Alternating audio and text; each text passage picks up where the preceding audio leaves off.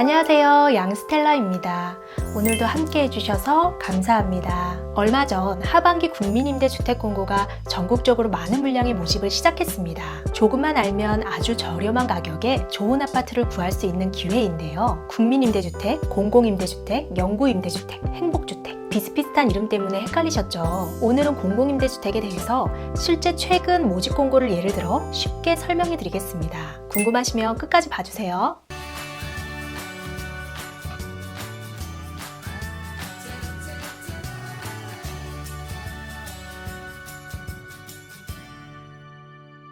먼저 공공주택특별법 시행령에 따르면 우리나라는 총 7가지 공공임대주택이 있는데요. 공통적인 부분은 나라에서 서민들의 주택난을 해결하기 위해서 많은 예산을 들여 저렴한 가격으로 서민들에게 주택을 공급한다는 것입니다. 수십 년 동안 계속 주택난은 문제였지만 제대로 해결되지 않아서 정권이 바뀔 때마다 새로운 정책이 추진됐기 때문에 여러 가지 유형이 생기게 됐습니다. 유형이 다양해지면서 입주 자격이나 거주 면적 등이 달라지고 과거 유형과 새로 생긴 유형이 비슷하면서도 조금씩 다르기 때문에 공무원들도 헷갈리는 경우가 많습니다.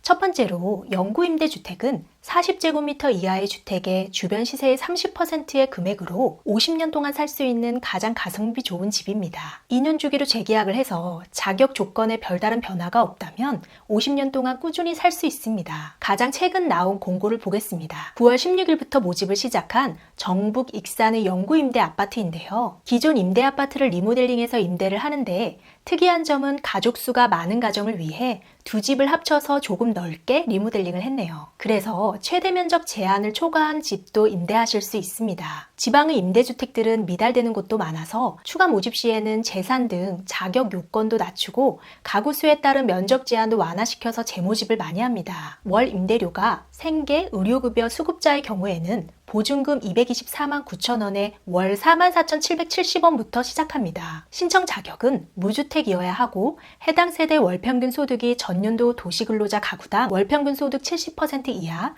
재산은 2억 원 이하, 개별 자동차 가액 2,468만 원 이하입니다. 개별 자동차 가액은 자동차 구입 금액이 아니고 현 시점에서의 차량의 가치라고 이해하시면 됩니다. 공고마다 조금씩 기준이 다르기 때문에 개별적으로 자격에 해당되는지 알아보셔야 하는데요. 다음과 같이 생계, 의료급여 수급자나 65세 이상, 차상위 계층 등 일부 대상자들은 신분증명만 하면 소득, 자산 검증이 생략됩니다. 경쟁을 해야 되는 지역에서는 가구 원수, 연령, 혼인 여부, 해당 지역 거주기간 등 몇 가지 항목에 따라 점수를 부여해서 선정합니다. 다음은 가장 공급수가 많은 국민임대주택입니다. 전용 면적 85제곱미터 이하의 주택을 30년 이상 임대해줄 목적으로 정부에서 직접 건설하거나 매입한 아파트를 말하는데요. 가장 최근에 나온 수도권의 핫한 부동산 투자 지역이죠. 경기도 화성시 동탄지구 국민임대주택 공고를 보겠습니다. 이번 공고도 기존 계약자의 해약으로 발생한 것이라서 조건이 완화됐다고 하네요. 그래서 소득 자산 요건도 없고 무주택 조건도 소형주택으로 완화됐어요. 원래 국민임대주택 자격 요건은 다음과 같습니다. 무주택이어야 하고 해당 세대 월평균 소득이 전년도 도시근로자 가구당 월평균 소득 70% 이하, 재산은 2억 8,800만 원 이하, 세대 구성원 전원이 보유하고 있는 개별 자동차 가액 2,468만 원 이하입니다. 임대료를 보면 월 6만 원대에서 40만 원대까지 보증금에 따라 다양하고 생각보다 조금 비싼 느낌도 있는데요. 수도권이라서 주변 시세의 50에서 80% 정도를 적용해도 강릉에 사는 제 기준으로는 생각보다 비싸게 느껴집니다. 세 번째로 임대 후 분양으로 전환할 수 있는 분양 전환 공공임대주택입니다. 5년 또는 10년 동안 임대 후에 조금 저렴하게 분양받을 수 있는데요. 경기도권인 평택 소사지구 분양전환 공공임대주택 공고를 보겠습니다. 신청 자격은 현재 만 19세 이상의 무주택 세대 구성원으로 특별한 제한 사항은 없습니다. 보통 청약저축 가입자를 우선으로 하는데 여기는 청약저축 가입 여부도 보지 않아요. 2년 단위로 계약을 해서 10년 후에 분양 우선권을 받을 수 있는데 보증금을 높이면 임대료가 낮아지는 방식으로 본인이 선택할 수 있습니다. 일단 분납 금액의 30% 정도만 초기에 납부하고 10년의 임대기간 동안 단계적으로 잔액을 모두 납부하는 방식인데요. 이 아파트의 경우에는 초기에 6,600만 원만 내고 10년 동안 55만 원씩 낸 다음 잔금을 치르면 자기 집이 되는 거고 초기에 1억 3,200만 원을 내면 월 12만 1,000원씩 10년 동안 임대료를 내고 나머지 금액을 내면 자기 집이 되는 겁니다. 이 차는 이제 제 겁니다. 적은 금액으로 시작해서 주변의 시세보다 싼 가격에 최종적으로 내 집 마련을 할 수 있는 제도예요.